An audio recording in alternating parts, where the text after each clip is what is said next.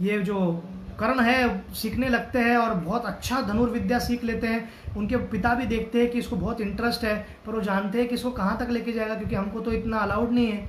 फिर अभी एक और चीज़ समझने की आवश्यकता है आपको, क्योंकि वो द्वापर युग का एंड हो रहा था, तो कुछ कास्टिस्ट जो मेंटालिटी है कि जन्म से ही होना चाहिए, जो कि कृष्ण का टीचिंग्स नहीं है, गीता का टीचिंग नहीं। गीता का टीचिंग है गुण कर्म विभागशः, क्वालिटी और एक्टिविटी के कारण, कार्य और आपके गुण के कारण व्यक्ति का निर्धारित होता है क्या वर्ण है और क्या आश्रम है। पर थोड़ा सा करप्शन तभी आ गया था, तो इसलिए उनको पता था कि इसे नहीं किया जाएगा, ऐसा सोचते थे, एटलीस्ट सोचते थे। उन्होंने ट्राई नहीं किया, वो अलग बात है। तो यहाँ पर पांडवों का और कौरवों का और अश्वत्थामा का ट्यूटर चालू हो गया द्रोणाचार्य द्वारा, और वो गुरुग्राम में सिखा रहे थे, जो आज का गुड़गांव है। तो वहाँ पर उन्होंने शिक्षा प्रारंभ की और उनके एकेडमी में सब लोगों ने एडमिशन लिया, पर वो प्राइवेट ट्यूशन टीचर थे, dedicated only to Kauravas, Kauravas including Pandavas. तो इन सब के लिए डेडिकेटेड थे, और वो भी प्राइवेट ट्यूशन था, क्योंकि उनके पास खाने के लिए कुछ नहीं था और बच्चा भूख से मर रहा था अश्वत्थामा। तब उनकी पत्नी कहती है, कृपि, जो कि कृपाचार्य की बहन है, अभी तो जाकर आप भिक्षा मांगिए। और द्रुपद का वो पूरा अलग से स्टोरी है, वो हम चर्चा करेंगे द्रोणाचार्य के समय।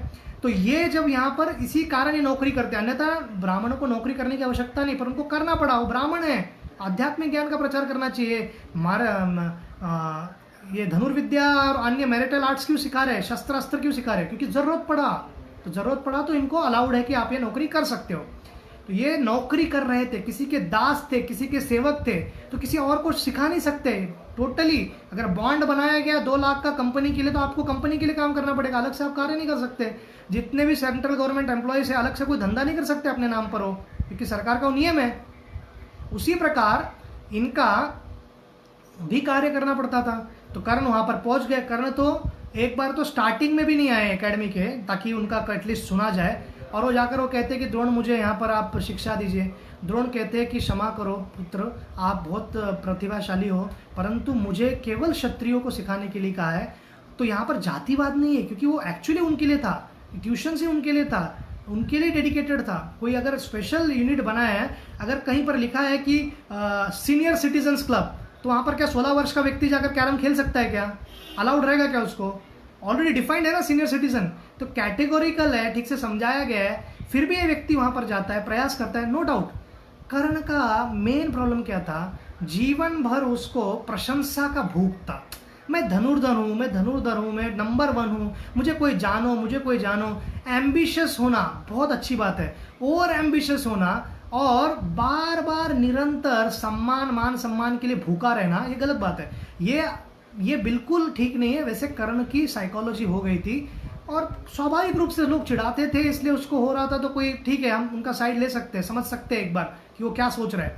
परंतु जब द्रोण ने कहा मैं नहीं सिखा सकता हूं, तो कर्ण को थोड़ा सा, अभी उसका एक बैकग्राउंड है कि सब लोग मुझे चिढ़ाते हैं, सब लोग मुझे सूत पुत्र कहते हैं, तो एक वही साइकोलॉजी में उन्होंने सोचा कि ये ब्राह्मण है करके मुझे नहीं सिखा रहे, केवल क्षत्रियो को सिखा रहे। तो ऐसा उन्होंने आरोप कर दिया। और इसी एंगल को लेकर ये हमारे शिवाजी सावंत जैसे कादम्बरी लिखने वाले लोग अलग अलग स्पिन देते हैं कि कैसे ब्राह्मणवाद था, कैसे ये था, कैसे वो था। तो ये अलग अलग टीचिंग देने का प्रयत्न करते। तो यहाँ पर तो अब ये समाप्त हो गया, ये प्रसंग हो गया अभी कर्ण का। तो वहाँ से जाते के बाद भी द्रोण उनको उनसे अच्छे, उनसे इक्वल या उनसे भी उत्तम टीचर लोग का एड्रेस पता सब देते हैं, और परशुराम के बारे में बताते हैं। तो वहाँ से वो जाते हैं और उनको किसी और व्यक्ति से परशुराम जी के बारे में पता चलता है। बाकी सब टीचर्स के पास जाते नहीं, क्योंकि उन्होंने ईगो इशू बना दिया कर्ण ने कि मुझे सीखना है तो इनसे सीखना है। फिर उनको पता चलता है कि द्रोण से भी अच्छा परशुराम है। पर परशुराम का एक प्री रिक्वेस्ट कंडीशन क्या था कि मैं क्षत्रियो को कभी नहीं सिखाऊंगा। क्यों? क्योंकि क्षत्रिय कार्तिवीर अर्जुन ने उनके पिता को मारा था, तो उसका पर्सनल इशू है ना। किसी को टमाटर का धंधा करना है, क्या बटाटा का धंधा करना है, क्या किसी को आइसक्रीम का दुकान खोलना है, क्या राशन का दुकान खोलना है, ये बाजू वाला ग्राहक थोड़ी ना डिसाइड करेगा। कस्टमर डिसाइड करता है क्या कि कौन सा व्यापार किसी को क्या करना है। वैसे भी तो किसी को क्या एकेडमी खोलना है, कैसे एकेडमी खोलना है और कौन सा स्टूडेंट्स लेना है, वो डिसाइड करेंगे ना। उनको कैसे विद्यार्थी चाहिए। कुछ इंस्टीट्यूट्स मुंबई में ऐसे है जो 90+ ही रहेगा आपका फिजिक्स केमिस्ट्री मैथ्स में, तो ही एडमिशन देते हैं आपको।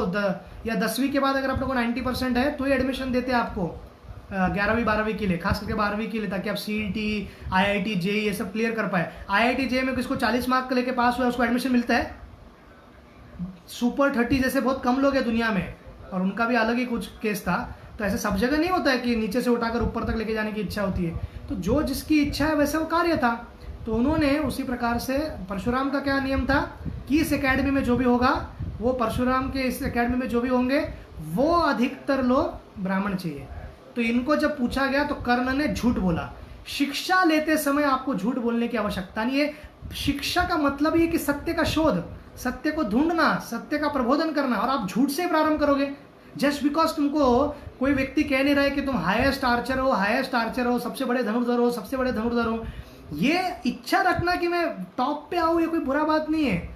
परंतु ये निरंतर ये विचार करना इसके बारे में, और बाकी सबको ऐसा विचार करना कि स्कीमिंग है, बाकी सब लोग मेरे बारे में ये करते हैं, सब लोग मेरे को निंदा करते हैं, यही सोचना, और पूरी दुनिया मेरे पीछे पड़ी है, ये पैरानोया में जीता था वो। और ये पैरानॉइड होने के कारण इनके पास गया और झूठ बोल दिया। परशुराम जी ने उनको सब प्रकार की शिक्षा दी, एकदम एक्सपर्ट बनाया, और बहुत खुश भी थे परशुराम जी उनसे। एक बार परशुराम कर्ण के गोदी पर आराम कर रहे थे दोपहर में थकने के बाद, और फिर वहाँ पर एक जंतु या बिच्छू बोल सकते हैं आप, उसको काटना प्रारंभ करता है। तो काटने के कारण रक्त निकलता है और बहुत दर्द होता है, और रक्त जब निकलता है तो रक्त गर्म था। तो रक्त लगने के बाद उठते हो और देखते कि इतना रक्त आ रहा है, तुम उठना चाहिए था, इतने महान शिष्य हो, तुम ऐसे कैसे कर सकते हो, ऐसा उन्होंने परशुराम ने कहा। फिर बाद में परशुराम ने सोचा कि ब्राह्मण लोग जो होते हैं वो, उनको स्वयं को छोड़ के, क्योंकि वो भगवान है, भगवान के शक्तियावेश अवतार है, ब्राह्मण लोग शारीरिक पीड़ा वॉलेंट्री ले सकते, मतलब तपस्या करना, पर घाव को सहन नहीं कर सकते। कट हुआ, हाथ कट गया, ये सब नहीं सहन कर सकते। अपमान सहन कर सकते हैं और फिर उसको ये कर सकते हैं, परंतु घाव जो शारीरिक घाव है उसको सहन करना इतना आसान नहीं है। और रक्त गर्म था, मतलब ये क्षत्रिय है। तो उनको पूछते आप कौन है, तो अपना रियल आइडेंटिटी बताते। बोला आपने झूठ क्यों बोला मुझको, अगर आपने एक बार बता भी दिया होता फिर भी मैं विचार करता। अभी परशुराम का ये स्वयं का इंडिपेंडेंट थॉट प्रोसेस है कि उनको अपना रूल चेंज करना है कि नहीं करना है। तो आप कहोगे पहले क्यों नहीं बताया कि आप किसी और को भी एडमिशन दे सकते थे। अरे पापा उसका एकेडमी है, वो डिसाइड करेंगे कि किसको सिखाना है क्या नहीं सिखाना है। परंतु ये इन्होंने झूठ कहा, इसलिए परशुराम जी ने उनको शाप दिया। जितने भी बड़े बड़े अस्त्र मैंने आपको दिए हैं, वो सभी अस्त्र शस्त्र जो है ना, वो आप जब चाहोगे और उसका उपयोग करने का प्रयत्न करोगे तभी आप सब भूल जाओगे। तो एकदम डिप्रेस होके इतना सब शिक्षा लिया और वहाँ से वो बाहर निकलता है। और वहाँ से बाहर निकलने के बाद रास्ते मार्ग से जाता रहता है और प्राणी देखता है, और फ्रस्ट्रेशन में अपने उसको लगता है कि कोई और प्राणी है, और फ्रस्ट्रेशन में कला हो जो भी हो मारने का प्रयत्न करता है। जब मारता है तो गाय के चिल्लाने का आवाज़ आता है, तो गो हत्या कर देता है। अब सर्वप्रथम दृष्टि से अगर क्लियर नहीं दिख रहा तो चेक करो ना, आप गो हत्या कैसे कर सकते हो वैदिक सभ्यता का पालन करके। दुष्ट होने के बाद भी या कोई भी होने के बाद भी लोग को पता था गो हत्या नहीं करना है। जो बहुत ही राक्षस वृत्ति के होते थे वो गायों की हत्या करते थे, हिरण्याक्ष हो, हिरण्यकश्यप हो, रावण हो। पर ये लोग तो नहीं थे। कर्ण तो दानशूर था, धार्मिक था, नीतिवान था, अपने माता पिता से अच्छा संस्कृति लिया था, सूर्य का संग मिलने के कारण अच्छे गुण थे, कुंती महारानी का आशीर्वाद था गर्भ के कारण। तो ये ऐसा कार्य कर ही नहीं सकता है। तो वहीं पर वो गिरता है, और गिरने के बाद उसको श्राप मिलता है साधु से। साधु कहते हैं कि जिस प्रकार से गाय रिप्रेजेंट करता है एक धरती को, क्योंकि गो जब हम कहते हैं माता को भी, गो माता को भी है, गाय को, और धरती को भी है। इसलिए जो गो है, गोविंद जब कहते हैं तो धरती और इंद्रियों को भी गो कहते हैं, और गाय को जो आनंद देते हैं उनको कहते हैं गोविंद, कृष्ण।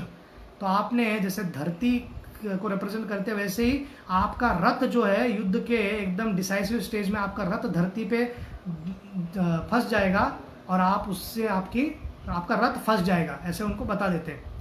तो अब आप कहोगे बेचारा क्या गलत किया, सीखने का था, right to education, right to information.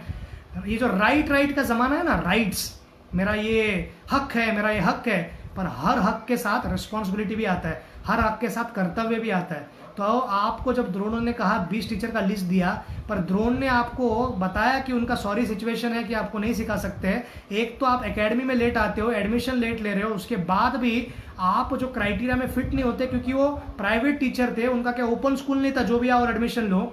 उन्होंने 20 टीचर लोगों का नाम भी दिया, जाकर इनके पास जाओ, क्योंकि द्रोणा ने दिया इसलिए मैं जाऊंगा नहीं, ये व्यक्ति वो सोचते थे कि द्रोण जातिवादी है। फिर वो उनको यहाँ पर छोड़कर परशुराम के पास जाते हैं, और परशुराम के पास जाकर झूठ कहते हैं, और झूठ कहने का शिक्षा लेते हैं। और शिक्षा लेने के बाद तो बताने की आवश्यकता थी ना स्वयं से कि अभी शिक्षा पूरी पा ली, कम से कम तभी तो बताओ, रेक्टिफाई करो, अपनी गलती को मानो, रिपेंट करो। उन्होंने नहीं बताया। जब पोल खुल गया फिर बोलने लगे कि मेरे पे आया, ये हो रहा है, देखो मैंने इतनी शिक्षा ली क्योंकि मैं सूत पुत्र हूँ। फिर वही रोना धोना चालू। फिर उसके बाद जब वो गाय को मारते हैं तो देख के मारना चाहिए था और देखना चाहिए था कौन सा प्राणी है, और होने के बाद ब्राह्मण को पूछना चाहिए था कुछ प्रायश्चित कर सकते हैं क्या, वो भी नहीं किया, फिर ये भी श्राप लग गया। तो आप इस प्रकार से कर्ण के जीवन को आप देखोगे तो ट्रेजिक है वो, परंतु इसके आगे क्या वो ट्रेजिक हीरो है? क्या द्रौपदी के बारे में जो गलत धारणाएं बताते हैं कि कर्ण के प्रति आकर्षण था, क्या वो सही है या गलत है? क्या कर्ण अर्जुन से अच्छा धनुर्धर था? चलो मान लेते कि अर्जुन बेटर था, तो क्या वो सेकंड बेस्ट धनुर्धर था इस धरती पर? क्या कर्ण के साथ बुरा नहीं हुआ उस स्वयंवर में? क्या कर्ण के साथ बुरा नहीं हुआ उस जहां पर प्रदर्शनी हो रहा था, एग्जीबिशन हो रहा था? क्या कर्ण के साथ बुरा नहीं हुआ जीवन भर? क्या कर्ण के साथ कुंती ने बुरा नहीं किया? जस्ट युद्ध से पहले जाकर बता दिया पांडव तुम्हारे भाई है, इमोशनल ब्लैकमेलिंग नहीं किया? क्या इंद्र ने अपने पुत्र अर्जुन को बचाने के लिए कवच ले लिया, वो बुरा नहीं है क्या? क्या कृष्ण कर्ण को अपने बाजू में ले रहे हैं, ये कोई पॉलिटिक्स नहीं है जस्ट युद्ध से पहले? क्या कर्ण इतने महान नहीं थे कि पांडवों के बारे में पता चलने के बाद भी, और उनको ये भी पता था कि वो राजा बन जाएंगे, फिर भी अपने मित्र के प्रति इतनी लॉयल्टी और उसको निभाया? क्या एक कर्ण की महानता नहीं है? या कर्ण युद्ध भूमि में जिस प्रकार उनका रथ का पहिया फंस जाता है, फिर भी अधार्मिक तथाकथित कर्ण को जैसा लगता है अधार्मिक रूप से अर्जुन ने उनको मार दिया, ये गलत नहीं है क्या? क्या कर्ण के साथ केवल जीवन भर ट्रेजेडी हुई?